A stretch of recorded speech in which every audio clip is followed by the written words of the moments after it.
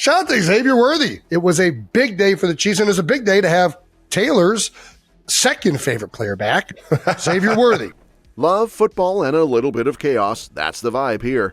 First up, Jason Kelce hilariously spills the tea on Taylor Swift's second favorite player, leaving Travis looking equal parts jelly and amused.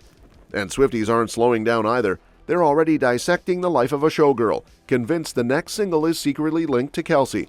Meanwhile, the Bussin With the Boys crew is side-eyeing the NFL for possibly angering Swift's fan army with the Super Bowl halftime pick. I think the NFL might have made a mistake making Bad Bunny the halftime Super Bowl show. I think they might. And speaking of Travis, birthdays? Not his thing. He's keeping the Grinch energy strong. Tom Brady chimes in, giving props on how Kelce is juggling football and personal life like a pro. Finally, fans go full Halloween mode, recreating Travis's proposal to Taylor in skeleton form, proving even death can't break this love story. Last year it was all about Taylor Swift because Taylor was coming to town, so they went all out with the Taylor Swift thing. This year, it's the proposal. The Chiefs go from, uh-oh, here we go again, to, oh, now we're cooking, in literally 2 weeks flat. They start the season by face-planting with 2 straight losses, and just when the memes are about to fly, they stack back-to-back wins, including a big-time win over the Ravens. Suddenly Arrowhead's buzzing again, and guess who's right in the middle of it? A player with some serious sauce and apparently Taylor Swift's stamp of approval. Enter Xavier Worthy.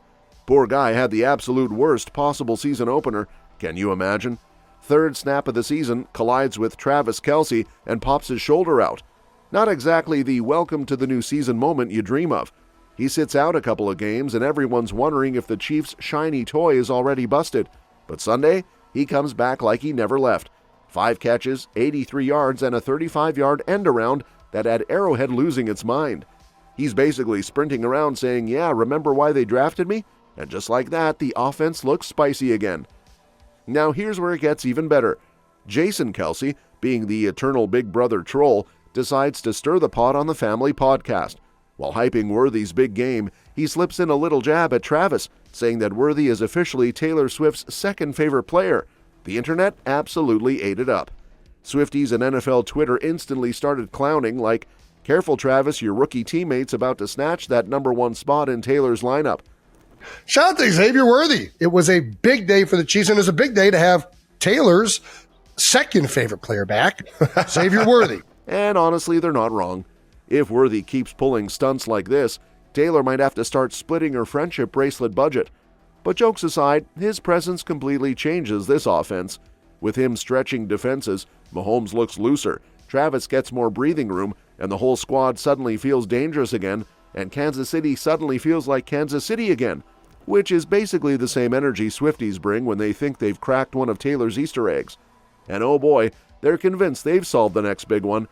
Taylor drops The Fate of Ophelia as the first single off The Life of a Showgirl, but fans are already skipping ahead like it's Netflix and they've found the next episode button.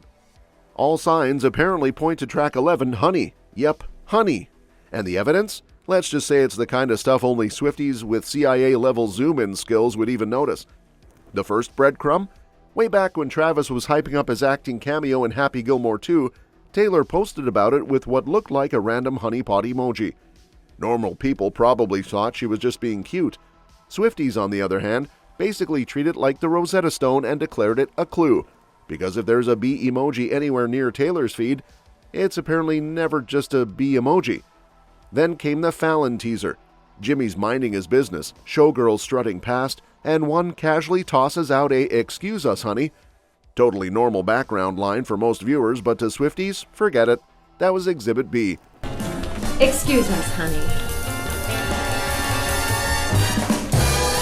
Suddenly, the entire fan base was like, she's telling us it's honey.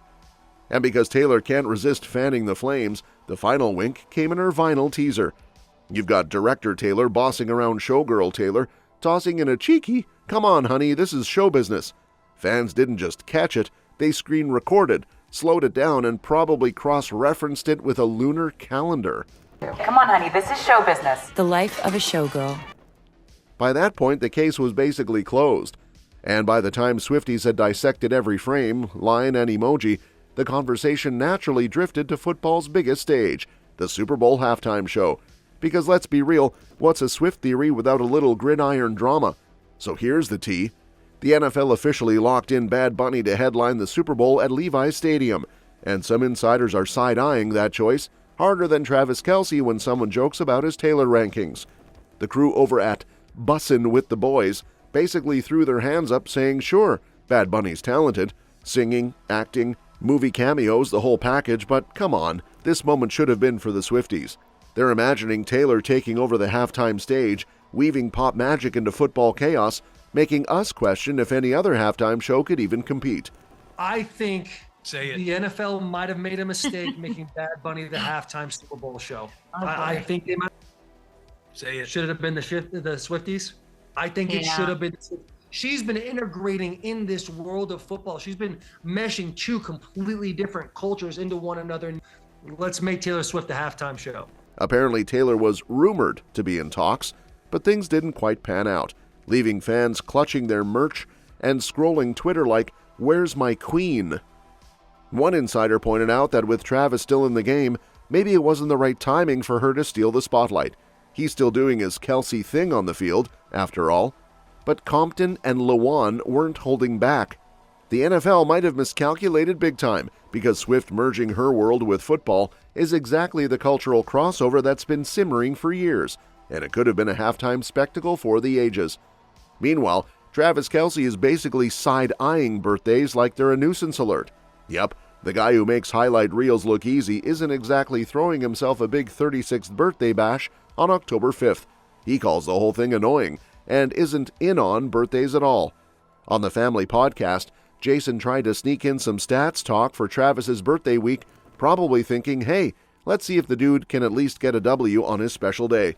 But Travis shut it down faster than a defensive blitz, saying the numbers weren't worth looking at. Birthday cheer? Nope. Grinch vibes? Totally. But let's be honest, it's not all doom and gloom. It's not a good day. It's just an annoying day for me. I don't want to get into the Grinch of birthdays, but I'm just not in on birthdays. What is Travis's stats on birthday games? I don't think we should look that up. Why not? Because I don't think they're very good.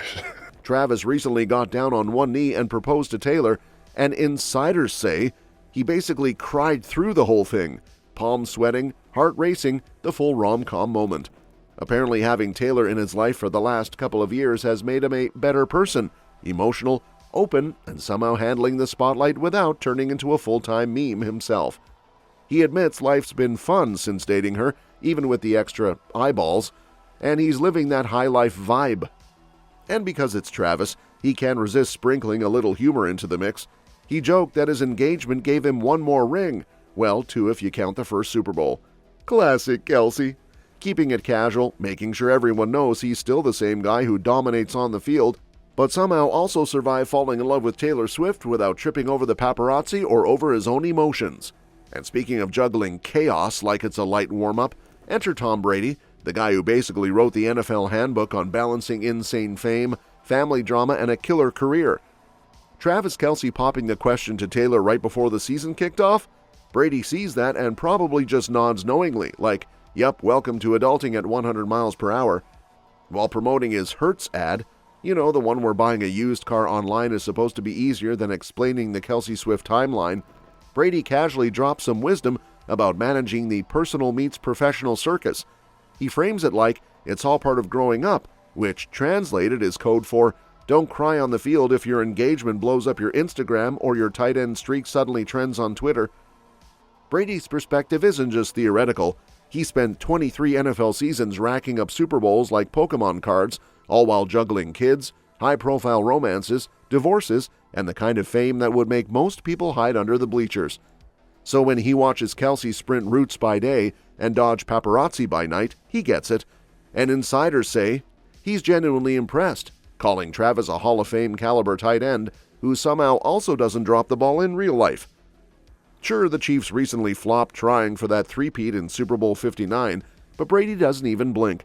He sees Kelce thriving on the field and off, crushing Instagram like it's a fantasy football stat sheet, and he's confident the guy's got it under control. Outside of football commentary and a new ad campaign, Brady's plotting a return to the game, though technically not a full unretirement, for a flag football showcase in Saudi Arabia.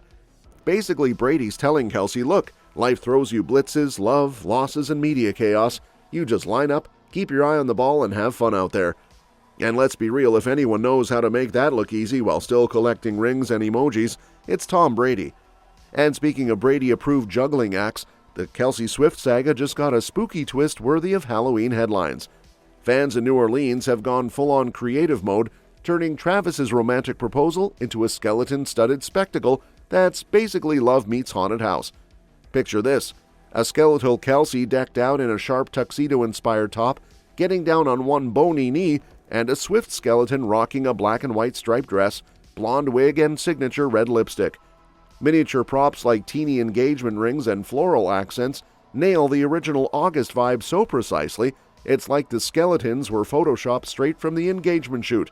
Last year it was all about Taylor Swift because Taylor was coming to town, so they went all out with the Taylor Swift thing. This year, it's the proposal. Insiders are saying the display, cheekily named the Kansas Swiftie Chiefs, has become the must-see stop for every trick-or-treater, TikTok creator, and pop culture nerd in the Big Easy. It's not just a spooky recreation, it's basically a fan-powered shrine to enduring love, skeletal form and all. Children, teens, and adults are snapping pics, filming reels, and basically turning the neighborhood into a pop culture runway. The exhibit even winks to Taylor's career highlights, with skeletons representing her country roots and her recent pop era, making it feel like a mini museum that's equal parts candy-colored Halloween magic and Swiftie obsession. That's all for this video, folks. We'll see you next time.